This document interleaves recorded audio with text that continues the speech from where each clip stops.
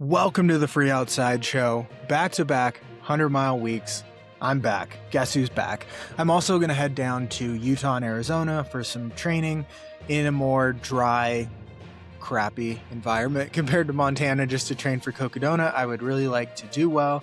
I'm feeling fairly fit, and I've thought about kind of an extended training camp the last couple years. So this year, I'm just going to make it happen. In fact, right after this goes up, I'm going to be driving down there because I am going to be stuck in the car. So I just want to give you guys more content to listen to. I don't know why, I'm just such a giver. But today on the episode, we have Allison Mercer to chop up. We have a lot of FKT news, including the Appalachian Trail, which I know some people found this incredible piece of media, this outlet, this news source over here, the Free Outside Podcast, after the Appalachian Trail. So we break down that. We talk about some people going after it this year. We talk about some track news, some running news, some just fun banter, some what ifs. We talk about our crushes when we were 17. So you're going to want to listen to that episode. But first, we have some big news. So Outdoor March Madness, it's going so well. I think it's so fun. We've given away a lot of stuff already. We're going to give away more. I think I'm going to give away or announce the next giveaway on the Free Outside Podcast Instagram. But if you're not over there, it's okay. If you do win, I will email you because I have email. But we're down to the Sweet 16. So there's only 16 teams left. We started with 64. We're down to 16. Let's break it down. What's going on? So on the trail region, it's literally all chalk. 1, 2, 3, and 4 seeds, Appalachian Trail, Pacific Crest Trail, Continental Divide Trail, and John Muir Trail have moved on. Nothing to see there. I seeded that side so perfectly, probably because I've done so many trails. The only one on the list that I haven't done in its entirety, well, there's 2 of them, are the Benton McKay Trail and the Florida Trail out of the 16 that were in that side of the bracket. So I have some experience. I think a lot of people might know me more as a runner because that's front facing, but I've done like 40,000 miles of backpacking and I am 35. So that is a lot. I got to keep up those numbers. I wonder if I could do well, I'm not going to live to 100. I wonder when I could get to 100,000 miles. Maybe that could be my new goal. That would be pretty dumb endeavor. I could just be hiking on a treadmill and set up camp every night in the backyard. Maybe that would be kind of fun. Okay, on to the gear region. Things got a little spicy here. So the number 1 seed moved on. All the 1 seeds moved on. New shoes, looked good. It kicked the competition. It really showed its soul. Tied that game up late and put a bow tie on it for a victory. Rain/wind jacket just had nothing. Didn't have the same soul that a shoe did. So, new shoes moves on. It faces off against Watch, the number 12 seed, a Cinderella. It's dancing. It edged out Headlamp. It was a close contest, but the 12 seed overcame the 13th because people would rather know what time it is than see in the dark because they're afraid of the dark. Probably. The other matchup in the gear region, new socks. I love new socks, man. If I wasn't biased and eligible to win my own contest, which would be so funny if I won, that would look so bad, I would probably choose new socks. It's so nice when you put on a fresh, soft pair of socks. But not to influence you guys. That is against Pack. It's pretty funny. Pack might be nope, Map was shorter. But Pack is one of the shortest teams in the competition. Very short, but they spread the ball around really well. They play hard. And they have kind of that little person syndrome going on, where they're like angry, lots of energy. Just kidding. I think that's a myth, or just wrestlers, or my old boss. Maybe. Who knows? Okay. On to the snack region. Peanut M&M's is advancing in flying colors. It just had a tough matchup against Oreos, but it triple stuffed the double stuff and moved on. It shoved a peanut down their throat and stomped on them like a Nerd Clusters. Moved on against Trail Mix. Lots of people thought Trail Mix could pull it off because of their cast of characters. There's literally M&M's in the Trail Mix.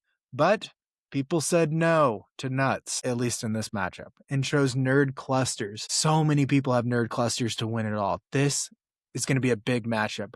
Peanut M&Mers, the M faithful, the Peanuters, you're going to have to get out and vote early and often, and probably share this with your friends so they can vote if you want your peanut M&Ms to move on, because nerd clusters, there's basically a cult over there. I tried my clusters for the first time about a year ago, and wow, those boys are pretty good. Okay, in one of the bigger surprises, Coffee took down my darling Goldfish. Coffee, the 11 seed. It just threw grounds on top of Goldfish. It had the energy to sustain it. It was well caffeinated, and Goldfish is just swimming home with its tail between its legs. Sad matchup, but the 11 seed moves on. Two double-digit seeds are dancing in the Sweet 16.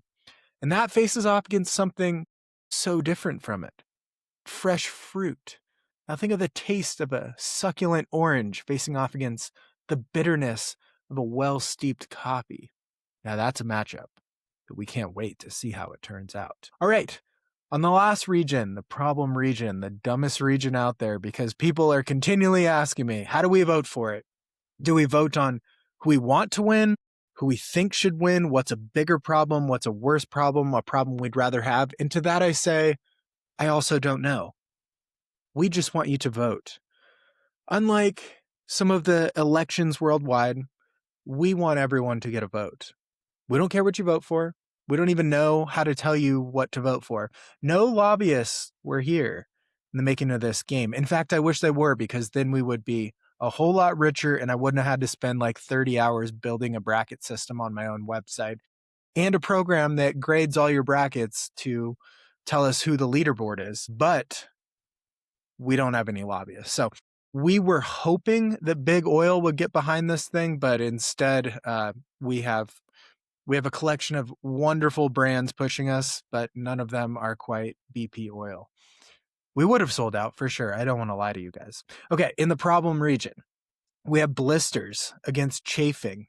So number 1 seed versus number 5 seed. A lot of people seem to have a lot of issues with chafing in the past. And in fact, I don't even know how to spell chafing. I think in the bracket I spelled it wrong. So in the key, when I update it every round, I have to spell it wrong. And it's one of those things that's so abrasive. But does chafing lead to blisters? Because blisters is the number 1 seed. I don't know. We will see. And in the other matchup, we have the 2 seed GI issues against dehydration. So we're going to see dehydration can often lead to GI issues, and GI issues can often lead to dehydration. So which way will the cookie crumble? Now that is why we play Outdoor March Madness. So let's put a pin in that. Go over and vote. There's a link in the bio, freeoutside.com, right at the top of the Outdoor March Madness. There's a link to vote. We've been getting, last round we got like 150 people voting. Round before that was like 300 because it was open for like a week. Thank you for playing. I hope it's fun. I'm going to give away, we have like a few $100 Garage Your Own Gear gift card. We have another Jonji gift card for the winner of the bracket. We have Trail Goods sample pack, backcountry exposure, Mesa food bag. We have trail race entries to Desert Peaks, Montana Meltdown, and Sasquatch Trail Running. I think Goose Creek Festival.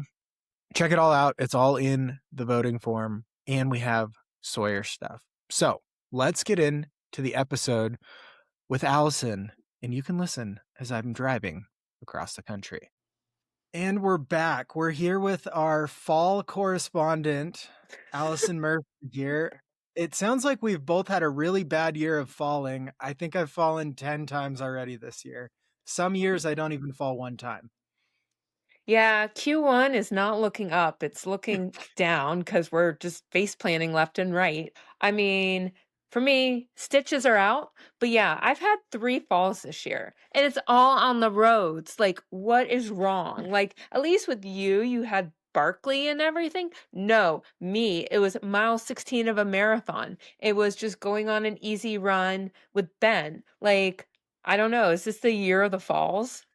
I think it's the year of the fall. Yeah, just wait till autumn. It'll even get worse. But 2 of my falls have been right in front of people, and they've asked if I'm okay. And it's just so embarrassing. I just like get up and run away while like pouring blood. It's terrible. Oh, yeah.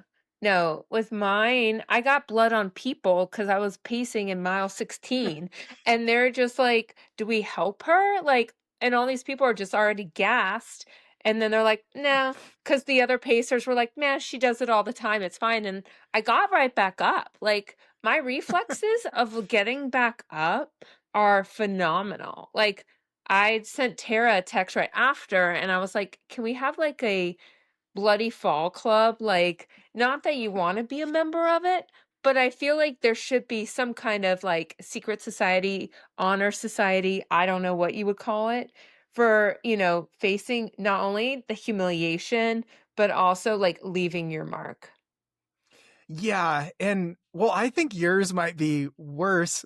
What does everyone around you think? Are they like gasping because you're supposed to be the one pacing them to their goals and then you're just falling down on the job too? Is it more embarrassing being the person pacing? Well, of course, because like, you don't wanna create, like, a pile up, and Yeah. you're, like, setting the example, and people think, "Oh, you've done this before, you're really good," and then, like, one of my friends had a friend pacing with us, and then they told him, like, she fell, but I didn't, like, stop, and my friend was just like, "Nah, it's fine. Don't feel bad." It was just when I had to get the stitches and everything where people kinda felt bad. I mean, for me, and I'm sure you're the same with your ribs, like, you don't think anything of it. You're like, "It's a fall, like, I do it all the Mhm. time." Heck, last year at Mad City, I fell at, like, the final loop, and it was just like, I had blood everywhere. It was just a mess, but I wasn't gonna stop. Like, I had 10K to go. Like, we don't stop. Totally, yeah. My worst though is not even a fall. It's when I had a bloody nose at Cocodona for like 8 hours and it was all over my shirt going into every aid station. The medics are just wondering what's going on. And a bloody nose is like the most superficial thing, but it just looks like a war zone when people see you. It's just, you're covered in it. They don't even know where it's coming from.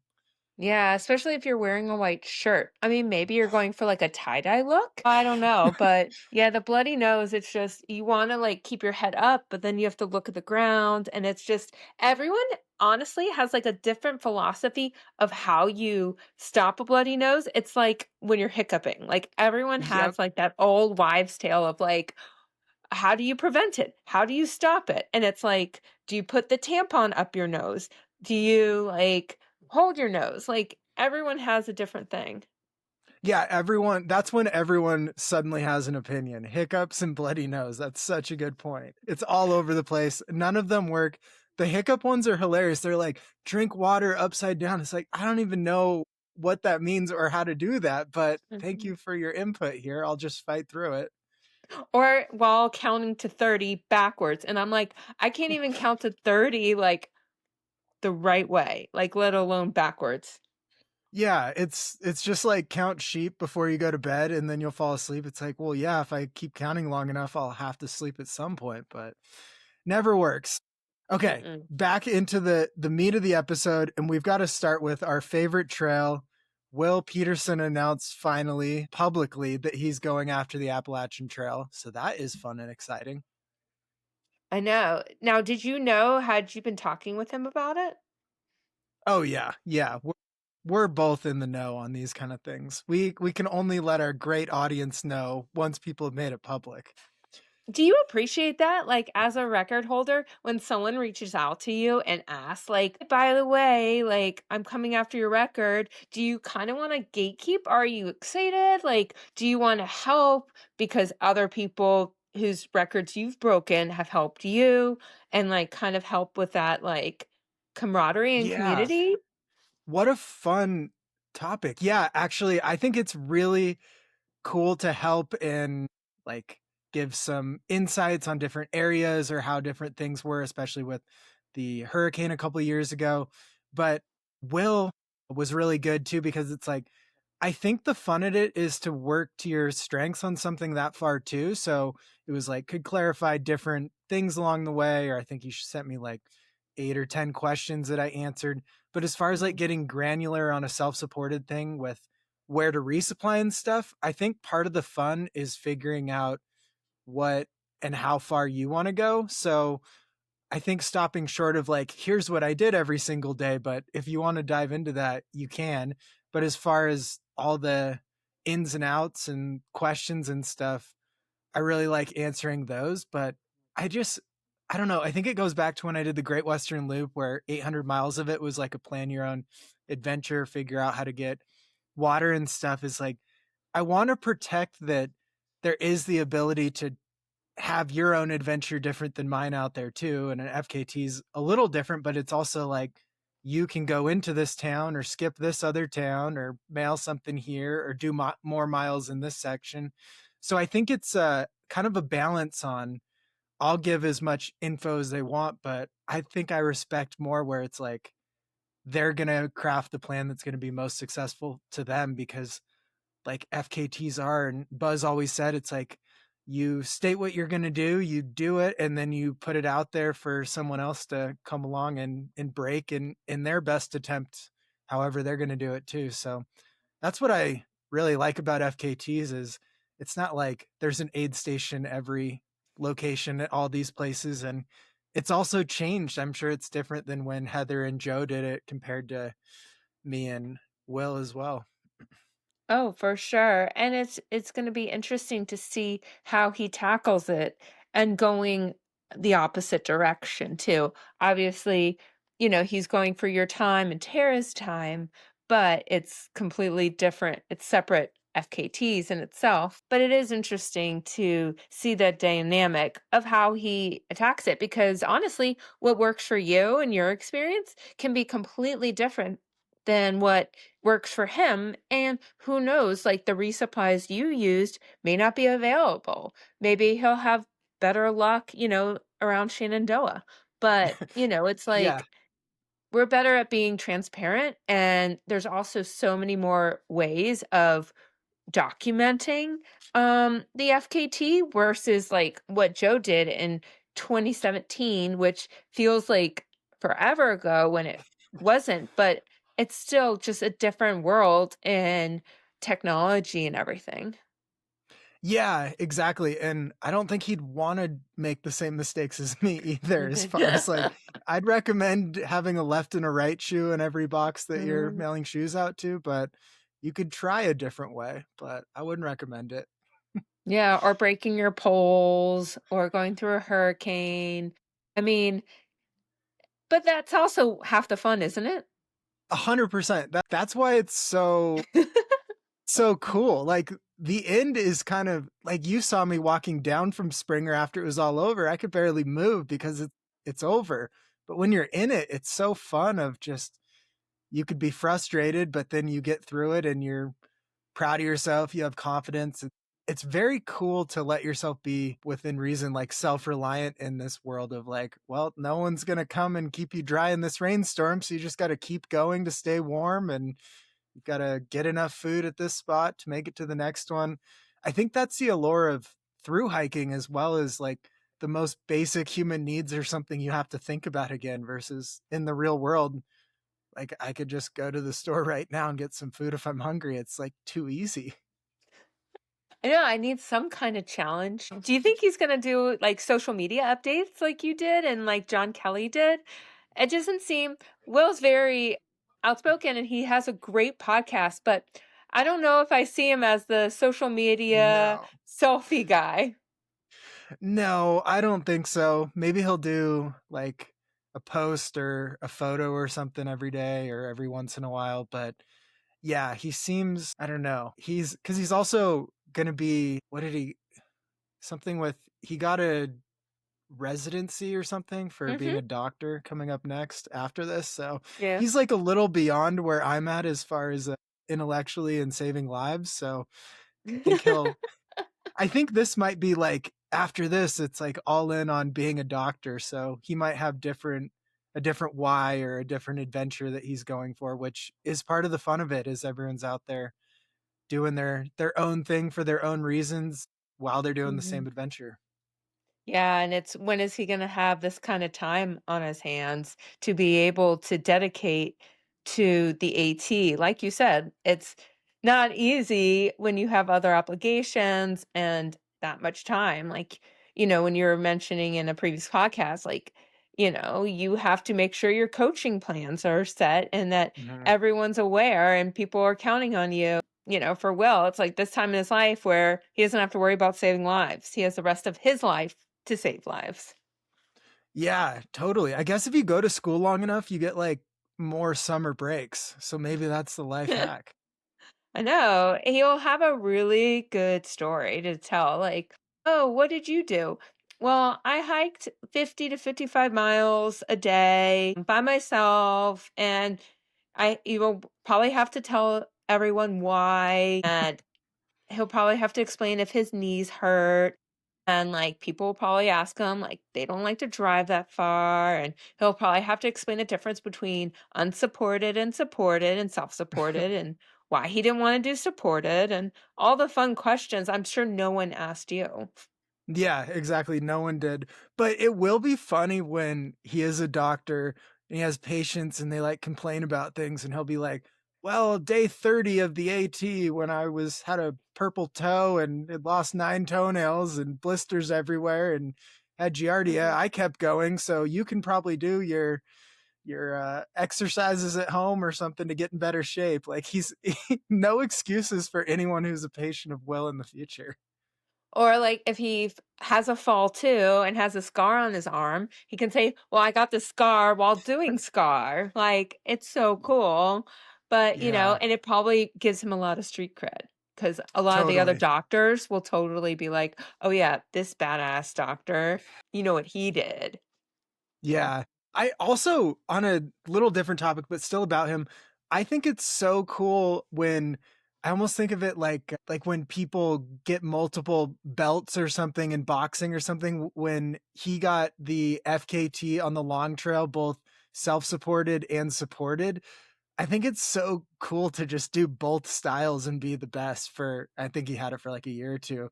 It's Mhm. it's so fun that it's like, look, I can do it both ways and it's fun to see the comparison and probably should use data like that a little more like what's the difference? We've seen the same person do it two different ways on the same exact trail.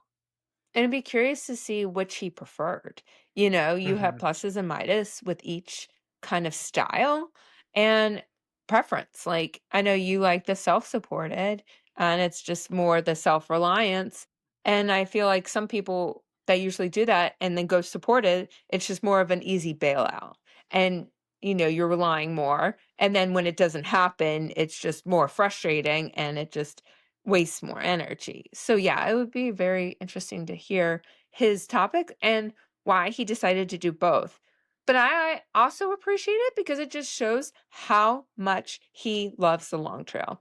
And I think Yeah. every like trail in literally probably all of New England, especially New Hampshire and Vermont. Like I don't know anyone that has more passion about those kind of trails than he does. Yeah, his podcast, they do like a top 10 every year of just FKTs and trails in the Northeast. And to be honest, some of them I haven't even heard of, but they're still all impressive. So it's pretty amazing. I mean, I feel like they all start with like 30,000 feet of gain, and that's like in 10 miles.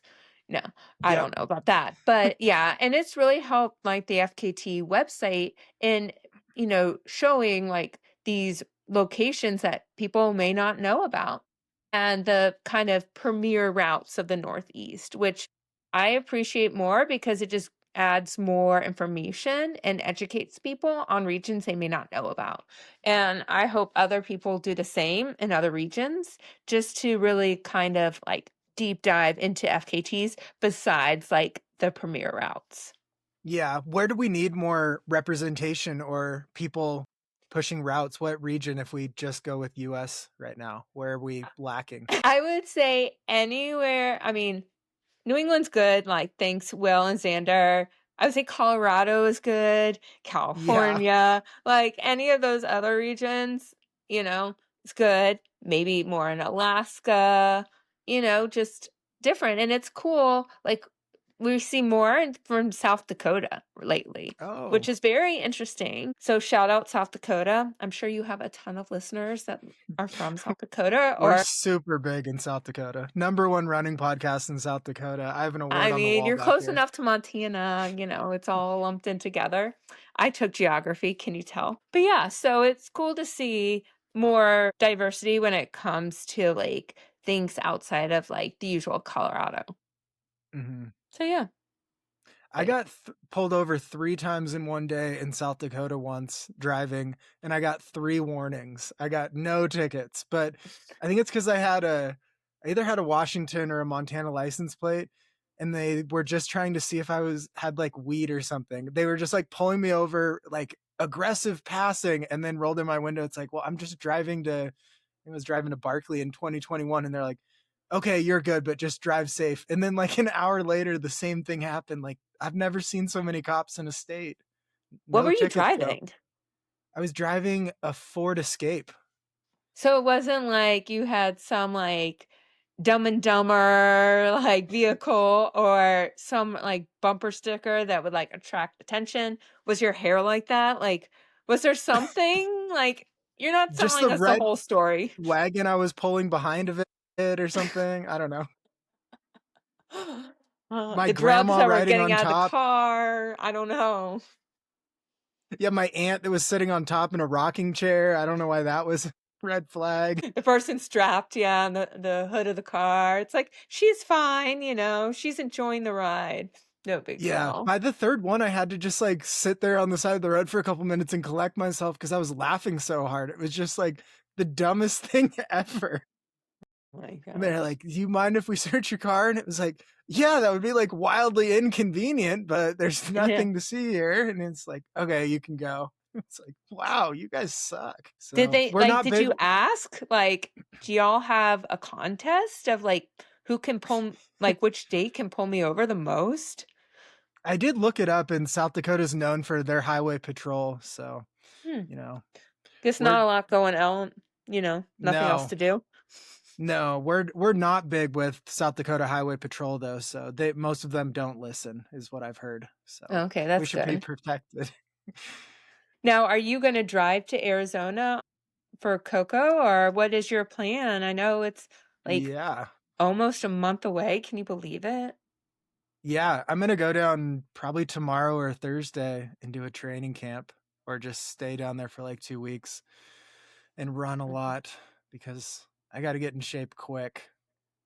That's the best way. I think you should, you're doing like 100-mile weeks. I think you should double that and do doubles every day, double threshold. That will totally work. I think burning yourself out and overtraining before the race, perfect. Don't tempt me. I am so close to letting myself do that. I really want to, but I'm smart enough to write out my own training at the beginning of the week, even though it is a little aggressive. It's I don't know if you feel the same way when you ever have a sickness or a down week or a couple of them or an injury. When you come back, it's like you have to hold yourself back. You're like, I'm making up for lost time. But yeah, it's been a little Nope. tricky. Have no idea what you're talking about. It's not like I overthink everything and I need to double up and I see what someone else is doing on Strava or I see the other times that are going down and I'm like, "Yep, nope, I suck. Like never going to happen again. Like I might as well retire." You know? Nah, never me with the negative self-talk and comparison. Well, you're a better person than me then. So that's incredible. I don't know how you do it.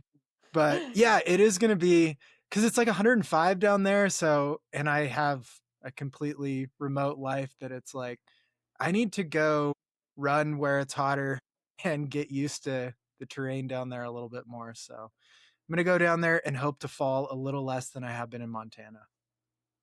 But I'll say it's not 105 in Montana right now. It's like 75 though. It's perfect. So it went from like 80 here to like 40 this morning, and like I'm not okay. But I guess you got to be ready for any temperatures. I mean, it's the same with Cocodona. Like one year it's like 100 degrees, the next year it's raining Mhm. and 40. I mean, it's how do you prepare for like any weather, all the terrain, like, and not get in your head about it. I don't get in my head about it because I know I can survive anything. I have a lot of examples of surviving these things, but I do need to get better at like cooling or figuring out a method if it does get into the 90s, because that is not my ideal temperature. And it's just so far in that first stretch. It's like 32 miles to Lane Mountain with 10,000 feet of gain, net uphill, 95 degrees, exposed.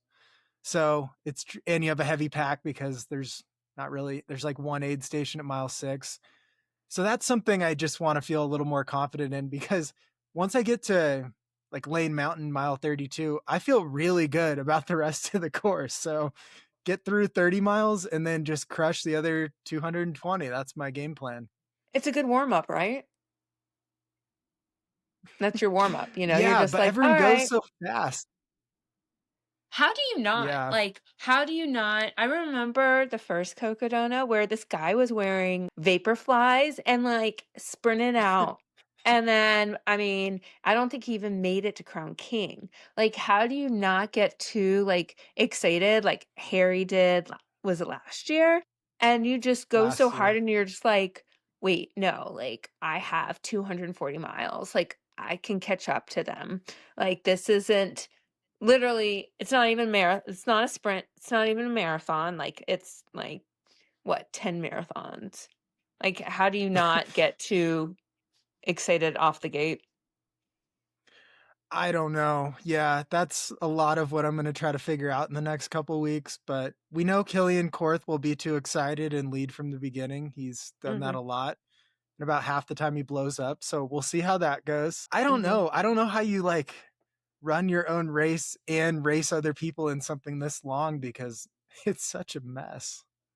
Oh, yeah, and there is carnage everywhere, especially, like, the first year. Even, like, Killian's done a bunch, you've done a bunch, you still can make those mistakes that can totally derail your race, but then you have time to come back.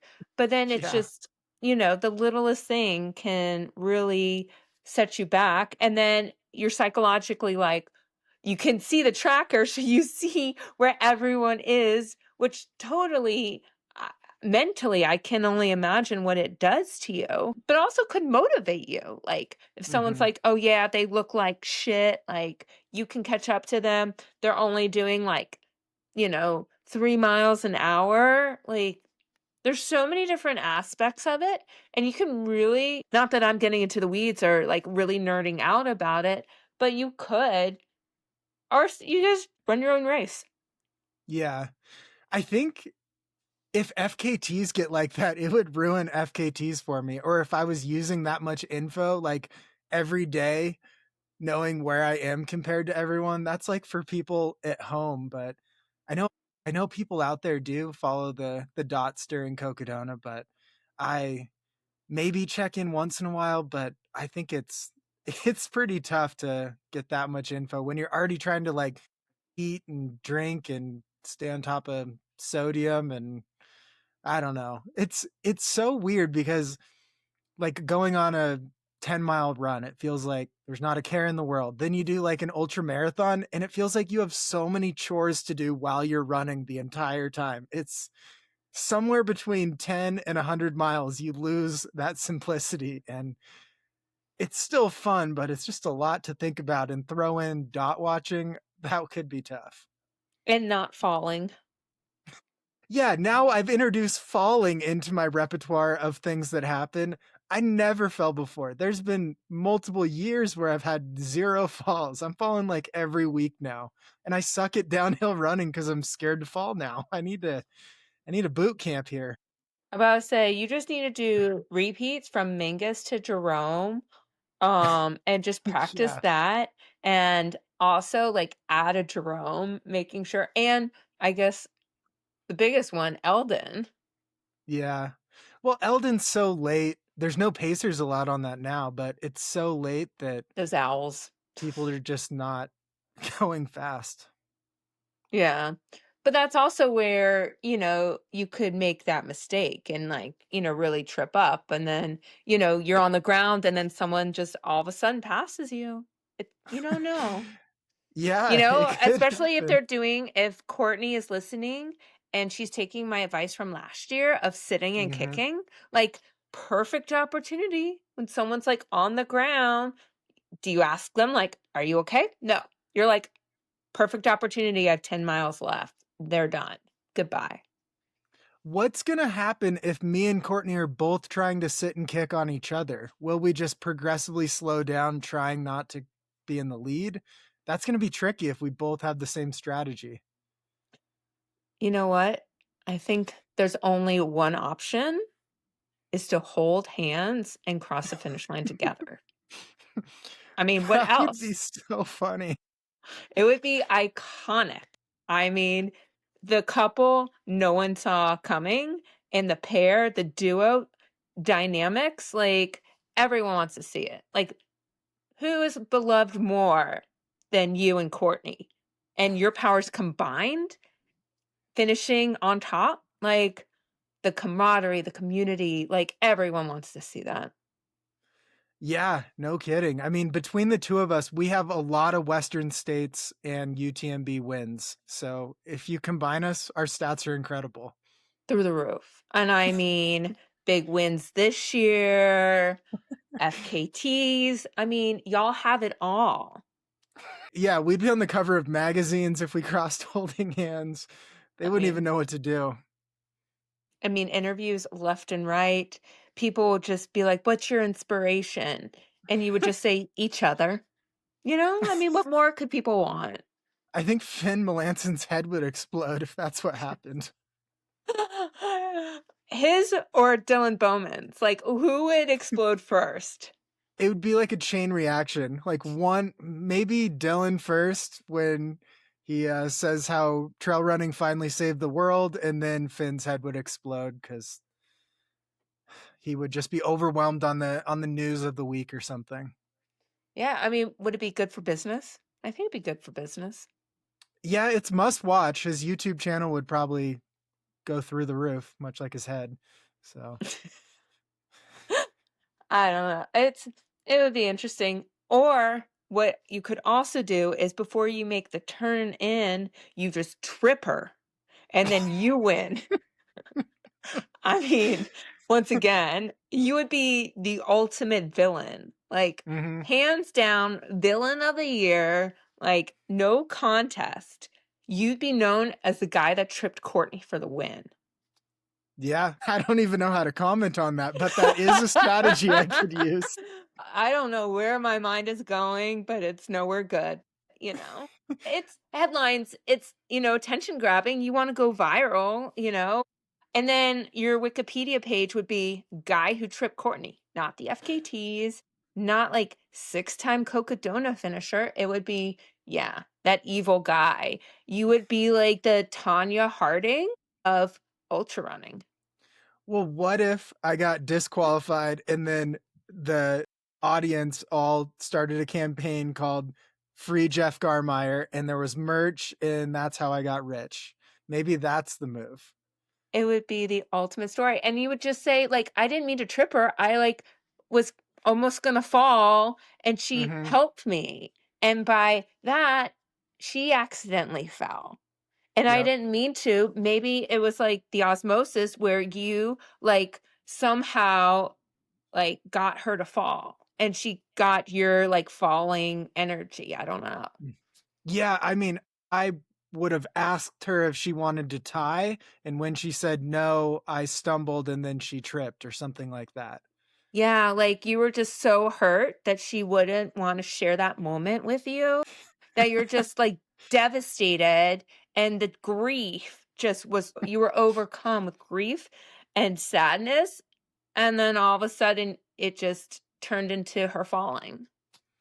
I wish we could run a simulation of things to see like how people would react to an outcome because either a trip or a tie at the end of this, I would just love to see how the live stream chat responds to something just so out there compared to what they're expecting.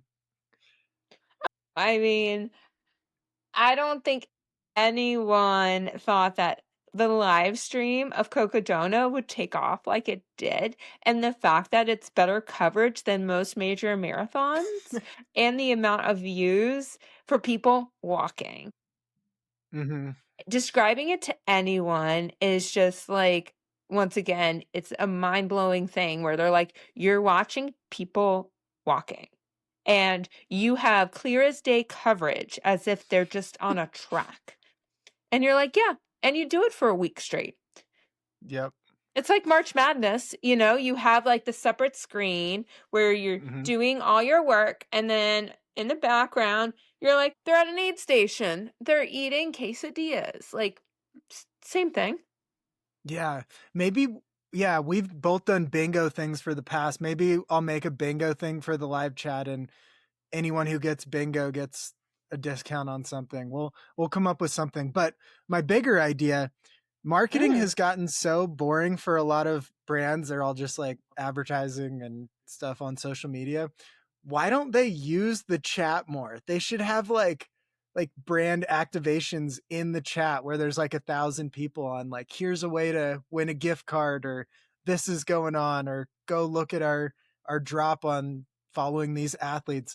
It feels like an underutilized place for marketing, and that might ruin the chat, but Or like comments and feedback. Like, how mm-hmm. many times do they do surveys and like marketing studies? Like, honestly, use the comment section. Everyone has an opinion there. Some good, some bad, some morbid, but they have an opinion and they have feedback and it's free. Like, all you And do is yeah, post something and like people will come out of the woodwork, especially if it's bad. Because yeah. who doesn't love a good dumpster fire? And you're getting like 5,000 people in one spot. You're never getting that any other place in trail running, especially. It should Uh, really be used more. I'm surprised Aravaipa hasn't figured out a way to like monetize the chat more. Well, they are doing it for their prize money. Yeah, and also just like fundraising. I know they did it for like Girls on the Run and everything. Mhm. But yeah, like throwing out ideas, like create your own think tank. Like people obviously have time on their hands if they're watching people walk for a week straight. Like, why not capitalize it? We are, I guess, a capitalist society, Why not? And Yeah. people are Well, all about the business. John G is a sponsor of the podcast I love, the AFO Ultra Shorts. That's what I set the record on the Appalachian Trail in. So those shorts have done the AT faster than any other shorts out there, if you take into account it was self-supported. But get those because they have pockets and they just feel good. They're like the perfect length running short, and they hold everything, and pockets are key. So johng.com, use code FREEOUTSIDE, 10% off. Tell them I sent you, and enjoy. Yeah, it can even be like paying for a brand to have a pinned comment that's like a discount code through Aravaipa for the next 2 hours. You get 50% off a pair of shoes or something. I think there's a lot of creative marketing that we're just starting to grow into as trail running and ultra running, because so far if I go on YouTube, the beginning ad is like a trail running company, and it's it's crazy how much money feels like it's just used the old fashioned way on like Facebook ads or YouTube ads or things like that. Yeah, and like, what is the ROI on that? Like, are people like passively viewing it? Do they notice it? Like, I watch the same commercial over and over again during indoors because I guess Peacock only has like 3 sponsors, but I don't remember any of it. And if I Mm-hmm. don't remember any of it, I'm not gonna buy anything. So like I think if you do like some kind of guerrilla marketing for every aid station and they have like this design and people like vote on like the best design aid station and best sponsor, like boom, like Satisfy does with their aid station, like people notice that. Obviously, people are copying Satisfy. So, it's like have some fun with that and, you know, see if the chat wants to vote on who they like. Like, do they like the style? If they were a Mm-hmm. runner, would they want that? No, I don't want so many hipsters, with moth tech. Like, nah, I ain't that life. You never know. Yeah. Yeah. Maybe Maybe we do like an eliminator challenge where you have to pick who's in the top 10 at each aid station and see. There needs to be more like games and stuff to follow at home for people to check in on results. And Yeah. it'd be pretty easy because sports like football have already done all the work on creating the games. We just have to adapt them to running. Right. And like, I mean, they do that with like Fantasy Free Trail. But Hmm. like, what annoys me about running, well, there's lots of things, is you never know who's really running. Yes, you have like, we have Ultra Sign Up, but like, not everyone uses Ultra Sign Up. Like Canyons, like, you can't look up JFK, you can't look up like who's running what. Like, it would be nice to have an app where if you look up Jeff Garmire, you can see all of his races coming up for the year, you know? And it Hmm. doesn't matter if it's a 5K, if it's, a 100-meter dash, or if it is a 300-mile race. Like it's all in one app so you can follow along. And like it links to their social, it links to live tracking, everything like in one space so that you can follow along because that's what's like so difficult about being a fan of the sport is you never know who is running what at what Yeah. time and how to follow along. Yeah. Yeah. I mean, we're better at tracking FKTs and who's out there on them than we are trail running and what people are going to do. So Mhm. that is wild. Seriously, I mean, you're not wrong, like, I had no idea, like, who else was racing and that, like, Courtney was racing last weekend, and it's Yeah. like, don't you wanna I mean, obviously, it was, like, a last-minute switch and everything, but don't you want all eyes on Courtney? Like, she hasn't raced a lot this year, Hmm. or, like, last year, she had such an up and down season and became a road runner, like, it's huge, like, Courtney numbers are insane. I mean, just ask Jamila and Cocodona last year. Like, they were breaking the servers because so many people wanted to see it. And it was great for Rachel because once Courtney was out, like, all eyes are on Rachel. And it's who's this girl that's actually beating Courtney? So, Hmm. I mean, there's so many things. But I also think people have the attention span of like I don't know, like a fly. So it's like, how do you keep them engaged? And like, that's what's great about March Madness is your bracket. Like, you have that vested interest in it, or the fantasy, or just some kind of our bingo games. Like, honestly, like, was Western States even like entertaining if you didn't have our bingo game? Probably not. No. Well, the real bingo game should have been, and it should have been for Blackout, is like every time Dylan Bowman mentioned the bingo game, like the fact that he mentioned that on the live broadcast about the bingo game existing during Western States, that was my Super Bowl. That I thought was, I was just dying laughing every time. It's like, he made this very quickly, but he's acknowledging it in just self-deprecating humor on like, well, I guess that's another spot on the bingo board. It was pretty fun. I mean, it's great. Once again, it's good marketing. Yeah. People know him now, he has his own bingo game. Like, how many people can say that? Yeah, we've had a Dylan Bowman impersonator on the show, so yeah, it's good stuff. I mean, he's taking over, so props to him, you know? He's doing Yep. something right. Yeah. All right, we had a lot of other things have happened too. So fill us in on the world of running. I watched a couple races over the weekend, but we had indoor worlds, is that right? Is that what it's called? Yep. The Okay. World Indoor Championship in Poland. Wow. So, yeah, it was wild. I think the first highlight was what's crazy about a lot of these races, they have mascots. So this one had a goose. So you just Oh. see like in the like during the races this bird like mascot like going around the track and everything and hugging all the athletes. And then if you won, you got like a goose plushie, which I'm like, okay, like I mean, you have one exception with Cooper Luckenhaus, but all right, probably pronounced his name. Who's 17. We'll get to that.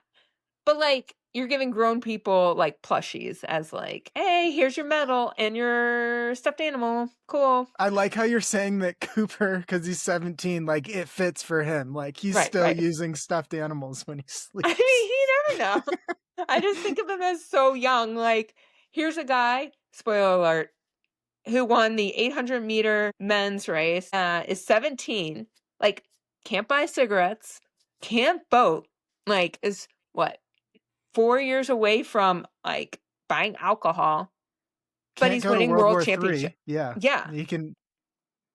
So, Yeah. and this was his spring break. Like, you want to talk about the best spring break ever? Like, he's coming back to class today, and everyone's like, oh, I went to the beach, or I went here. He's like, motherfuckers, I went to Poland and I got a gold medal. Like, I'm a world champion.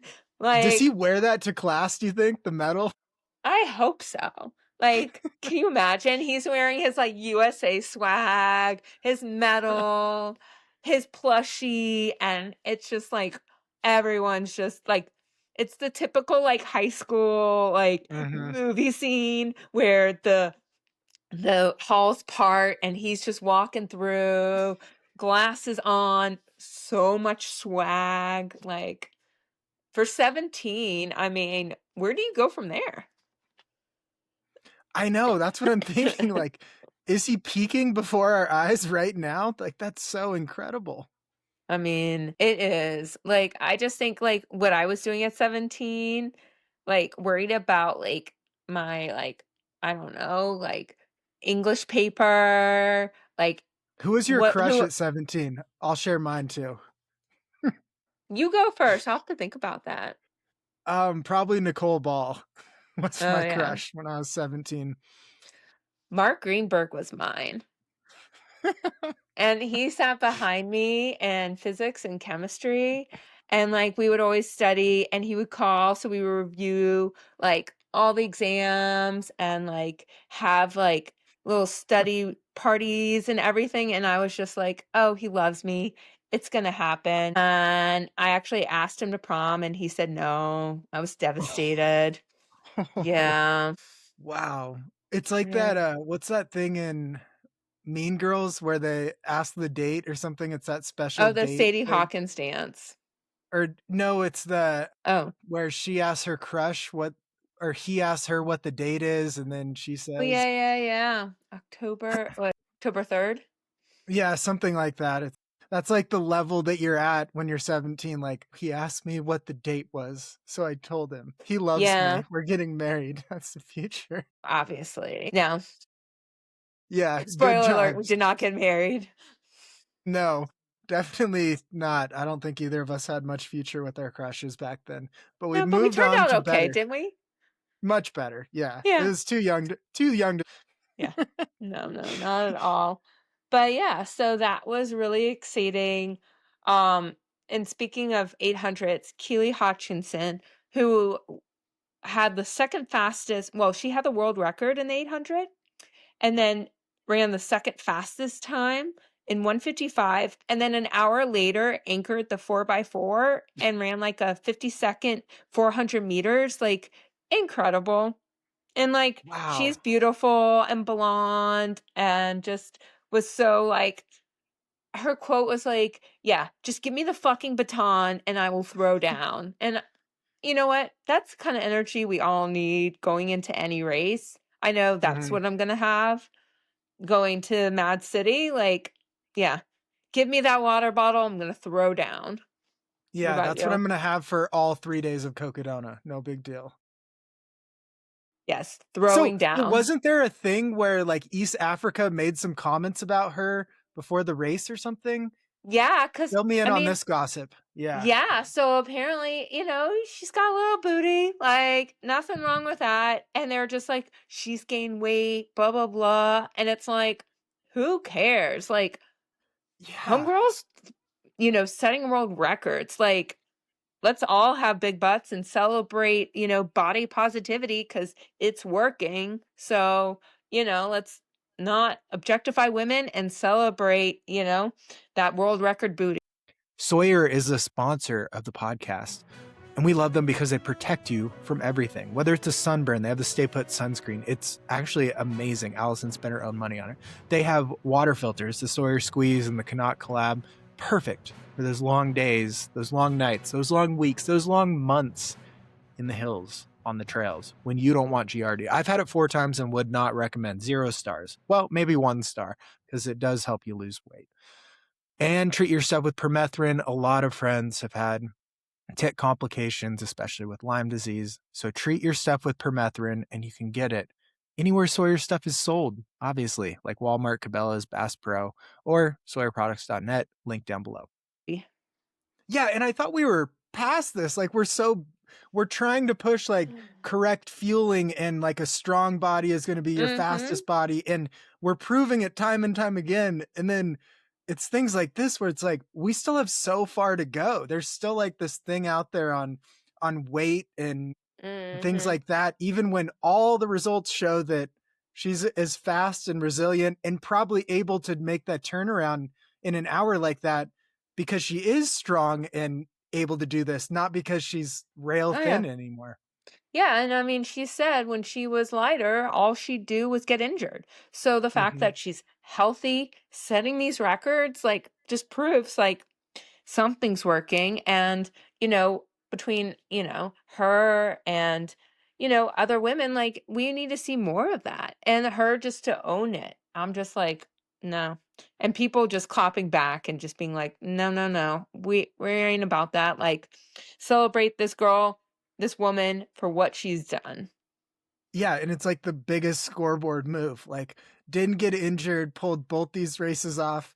Probably some people were like, maybe too quick of a turnaround, but made it work, and Yeah. great results on both sides. So, Right. yeah. And like with the 800, you have 3 rounds. So she's going Friday, Saturday, and Sunday, and then does the 4x4. Like, that's pretty incredible.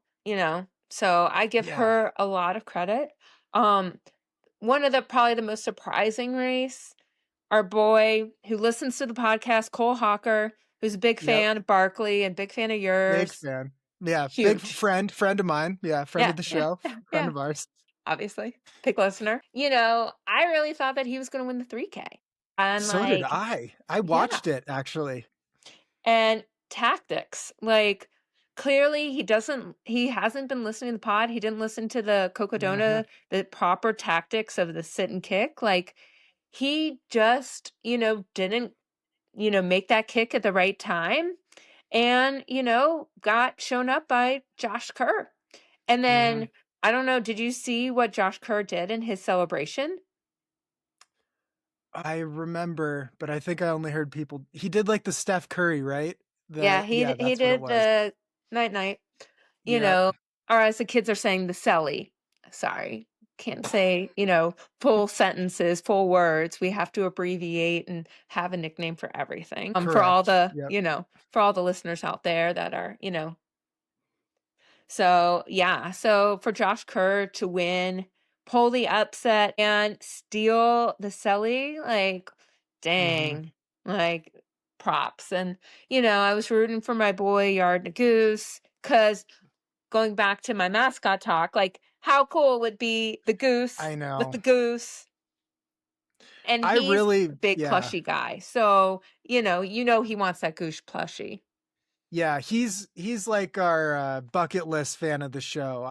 I want to get Yared as a fan, and it was fun. It's fun watching because his stride is like so big and pure, but he just had sorry, but really bad tactics. He was worse than Cole. He just got lost in the shuffle and couldn't go anywhere.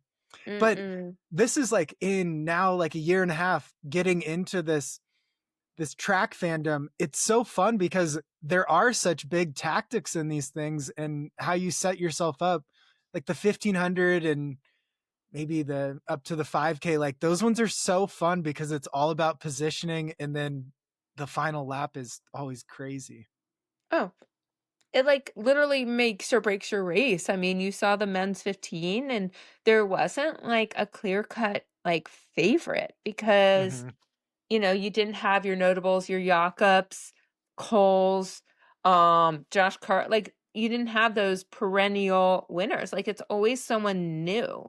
And Hmm. if you're too far back or if you're boxed in, especially because these tracks are only 200 meters, like it's not enough time. If someone has a gap and you have to go around, like good luck. You better have like a decisive move and you better make sure that the person behind you isn't doing that and is going to cut you off or you fall. Like you saw that, I believe it was the women's PK where the favorite Hylam like fell and this girl was like throwing elbows and like literally like pushed Jess Hall and Jess Hall pushed the other woman. She hit the deck and then just didn't have enough to like get back and win. Like it was wild. And that pile up, oh, you know, we know when you Yeah, fall, we're big fall. Yeah, big it's fallers here. not, you know, So who but would you say was like the standout of the meter? Who made a name for themselves? Anyone specific break through that wasn't a bigger name before? huh, Mondo set another world record. We never talk about him, but he's like so much better than everybody. it's wild. Well, no, he set the world record like 10 days ago and then did like the meet record, whatever. Like it doesn't even Yeah. matter. Garage Grown Gear is a sponsor of the show. What do I love over there? Just the ability to browse. I love shopping and I hate buying, but I could browse all day at the small businesses over on Garage Grown Gear. It's like all outdoor stuff, all small to mid-sized businesses from all over. There's like a story on where they all started. You can compare products. Just go out there and browse. I'm supposed to tell you to like buy stuff, but just go check out the site. You don't need to, I'm not going to tell you to buy something, but when you find what you want to buy, you better get it. Mondo, and going back to your lovely music theme with Michael McKnight, is writing Mhm. like a song because apparently, like, I don't know, have you heard some of his songs Yeah. before? Yep. Oh yeah. This guy is he's living his best life. Like, what can he do? I know. He has everything perfect. He Yeah, breaks he's world writing a records theme just song. incrementally to keep breaking them. Mhm. So, and I mean, he has like a model, like fiance, wife. I don't know if they're married yet. Mhm. But I mean, Mondo, but the thing is, what's cool is I think it elevates other athletes because I mean, they probably know like it's going to be so hard to beat him, but they're still trying to attain those marks. Like some of the marks that were set were pretty incredible. So I kind of give him a lot of credit to like literally pun intended setting the bar, but also Mhm. people trying to attain it as well. So, it's just so hard with all these records being broken and mind blowing and the times that people are running. But I think some people go into the mindset that they're like, well, if he can do it, why can't I do it? Yeah. If anyone hasn't seen, just look up his recent world record because he's a good few feet higher than the height of the pole he's using to pole vault. Like it's simply incredible how good he is at this discipline, and it is worth watching because it just like defies everything. He's jumping over probably like our tallest building in Bozeman. I think the thing that's almost better, I don't know if it's better. I mean, he's still setting these marks, but his reactions. It's like, Yeah. dude, you've set like the world record like 16 times. I mean, maybe it's less, I don't know. But every time it's like it was the first time he's said it. Like every time is like, oh my gosh, like it's like a surprise birthday party. Like, oh, I had no idea. Like, what's going on? It's like, bro, you're setting this, like, doing it like little centimeters. So you get those bonuses and just getting Hmm. Puma and Red Bull out of business. Like, let's be honest. So, do you think he's in the conversation for most dominant athlete, maybe in Has to modern be. sports? Yeah, he has to be. It's like Serena Williams, him, maybe like Tiger Woods. Like he's got to be in the conversation with how good he is at what he does. But, like, is it because it's a field event? Like, people don't care as much. Yeah, unfortunately, that is 100% it. And because his performance or what he's doing only lasts like 10 seconds at a time, it's not like a full tennis match. And, like, Grand Slam didn't even care about field events. So many people don't Hmm. care about field events, I guess that's The thing is he's giving more eyeballs to pole vaulting. Like, how many people really cared about pole vaulting before him? No one. I Mhm. can't think of anyone. You cared more about it during the decathlon than you did during the pole vault competition, I think. Right? Yeah. It was wild when we were in Sweden, like, they had billboards for him. Like, can you Whoa. imagine us having, like, billboards for any US pole vaulter or, like, a shot put or discus, like, any event, you know? Long jump, triple jump, like, no. Yeah, no, we just have them for Jesus in our country, it seems like. Priorities, you know? But, So who were the standouts? Did anyone make their name a name for themselves that we hadn't heard of before? I would say the guy that won the 60-meter dash, Jordan Anthony, young guy, and he trains with Noah Lyles. So it's like, you're trading with like a gold medalist and, Mhm. world champion. And so it was really cool to see him. And what was great to see is they're all just so well spoken and so articulate, you know? Mhm. So it was cool to see like people like him. And I usually don't care about the sprints, but I was really interested to see how he would do. Who else? 60 meters is so short. Wow. And like if you're not like if your start is bad, like you're screwed. So Yeah, and the just run same home. with the like the hurdles too. Like that's mind blowing to me is the 60-meter hurdles. Like no thanks. Yeah. So I think is indoor track, are the records slower than the world records for similar distances? Like, how does it compare to outdoor track? Because it is a little funny that it's a different season. I think it depends because the problem is like with indoors, obviously temperature control and you don't have to Hmm. worry about like wind and the weather. But I think for people like in the 400 or the 800, you have so many more turns and it's tighter Hmm. that people usually think indoors is slower. But it also depends on the athlete. Like some people perform a lot better in indoors just because of their better tactics or, if there's like a bank track, they can kind of slingshot Yeah. off. So it just, it depends on the athlete, it depends on the event. Um, I think it's sad because we don't really have like a track world championship this year. We've been spoiled like the last few years between the Olympics and worlds. So it's kind of like this is like the big world championship. There's some like world ultimate championship, but it's not the same. So it was really cool to see like big names come out for this. But yeah, I mean, Yeah. I'm so excited for outdoor track season, especially like it's just wild to me. I'm like, oh my gosh, it's almost April. Like it's gonna be summer and Hmm. diamond leagues. Soon we're gonna have marathon watch, and then just all the races, our races. Like, I'm sure, well, you'll be doing your peak weeks like in a few weeks. I'm doing mine. I'm tired and hungry all the time. Like, Hmm. it's like being a pro athlete, right? Yeah. You just have to buy your own gels. Yep. That's the only problem. Yeah. Minor The detail. pros must travel so much too. All these things are international and they're just bopping around everywhere. They were just in, I guess, when you saw them down in Florida or something a couple weeks ago, like they Yeah. must be traveling just endlessly. It seems like an exhausting lifestyle to try to recover too. And like you're in airports and like airplanes and hotels and it's all Hmm. indoors. Like no wonder these people are always sick.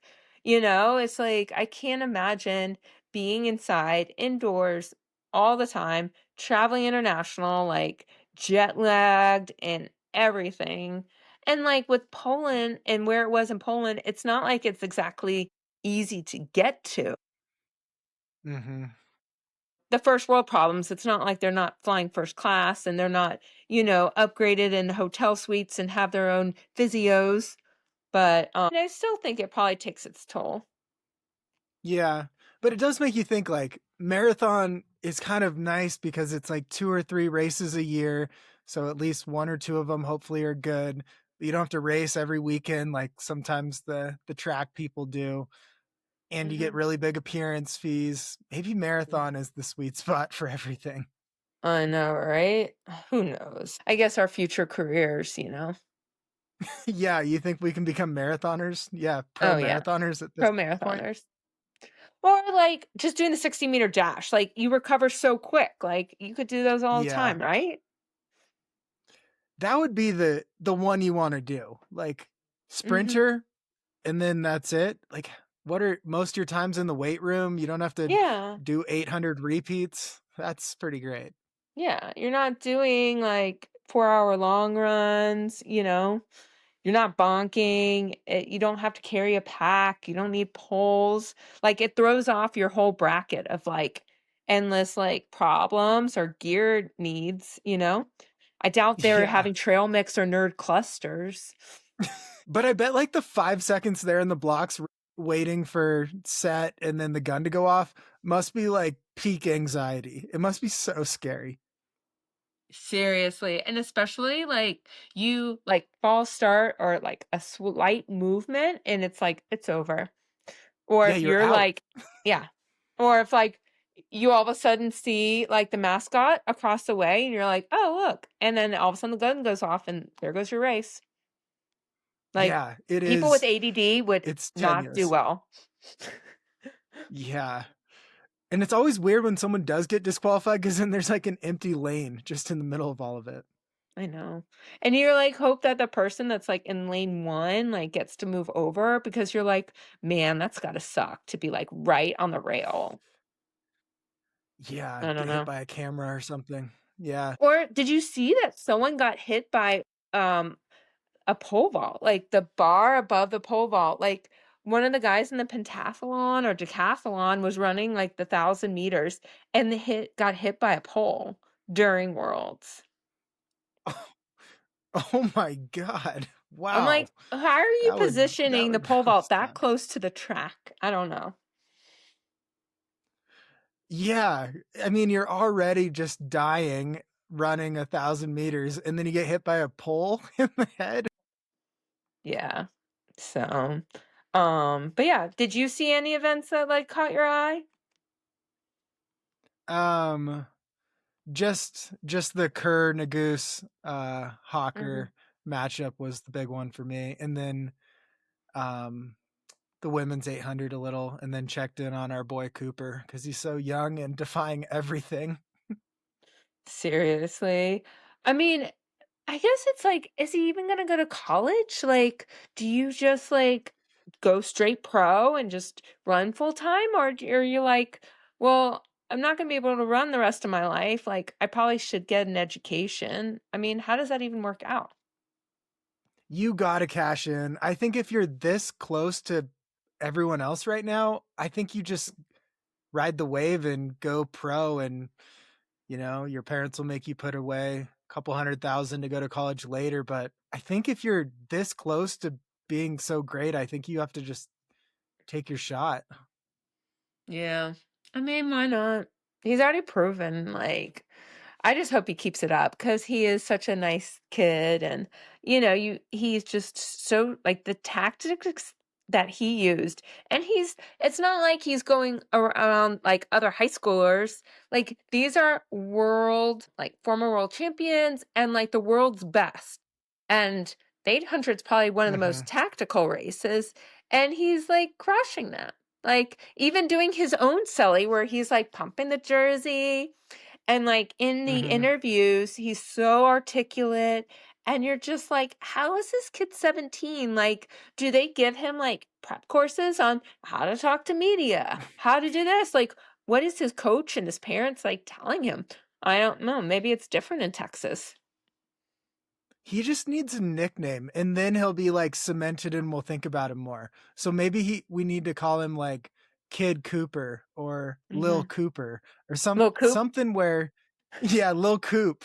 That's good because then we'll just remember him. Everyone with the nickname immediately moves up one level. So he needs a nickname and Lil Coop, that's good. No, I like that. young Coop. Young Coop. Young Young Coop. Coop. And he does he's featured on a Mondo rap track.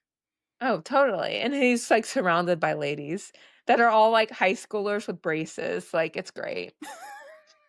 Yeah, it's the music video's at a prom. Perfect. Done. Can see it now. Wow. 17 and to be among the best in the world at a sport. That's not even fair. You haven't even been No. alive long enough to work hard enough for long enough to deserve that. That's so good. Right. It's just like, hey, I am like the biggest underachiever ever. Like, this kid is doing stuff and he is like half my age, more than half. Like, oh my gosh. Like, I have shorts older than him. Like, come on. Yeah, no kidding. I've been out of high school longer than he's is old.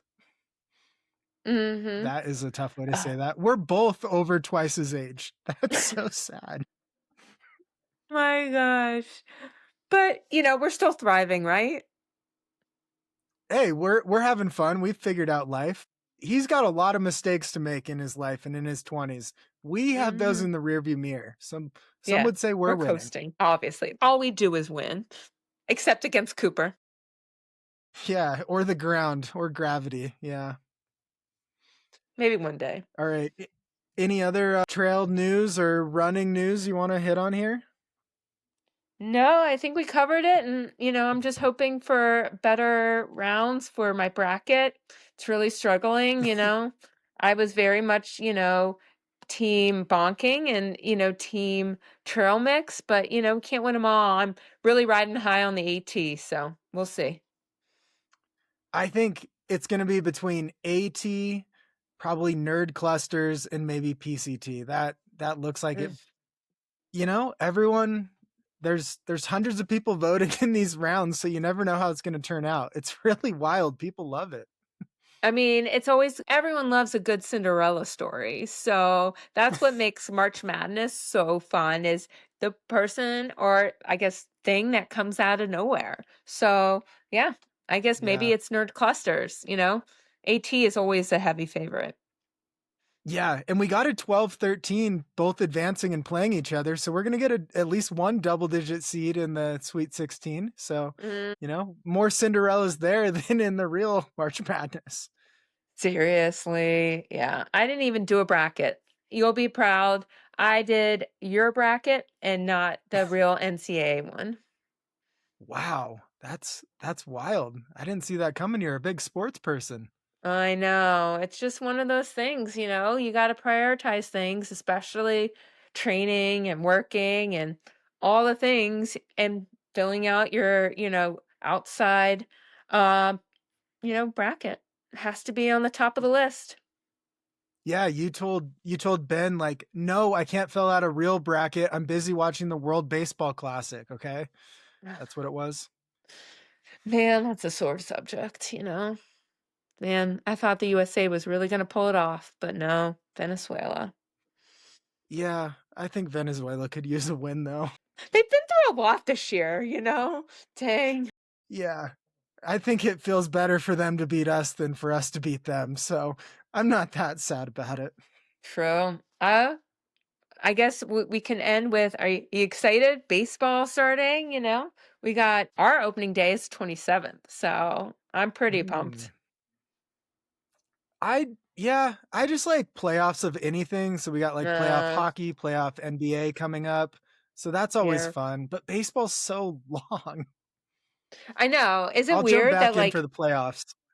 yeah, I feel like we were just talking about the World Series and here we are like fast forward, hey, it's time for first pitch.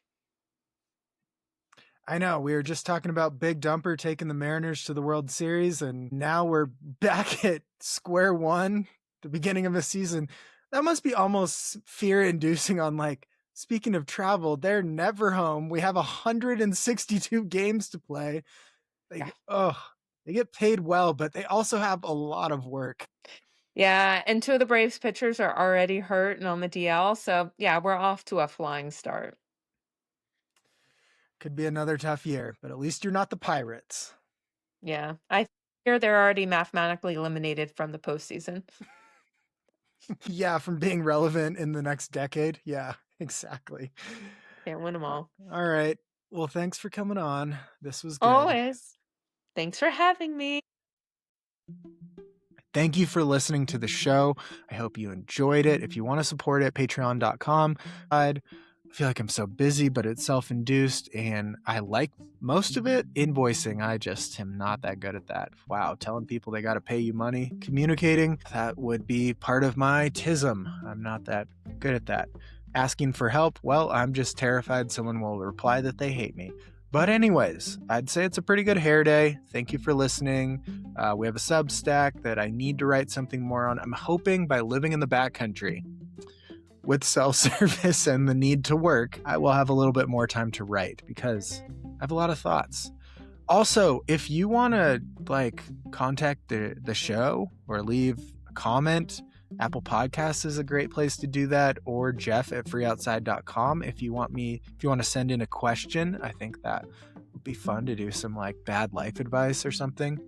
But anyways, it has been so fun to have Outdoor March Madness. We have just had a lot of fun with it. I just made a reel on Instagram, a reel with In the Arms of an Angel playing over all the teams that lost in the round of 32. So I think it's funny, and I think you should go watch it and like it and tell me it's funny too, so that my feelings aren't hurt.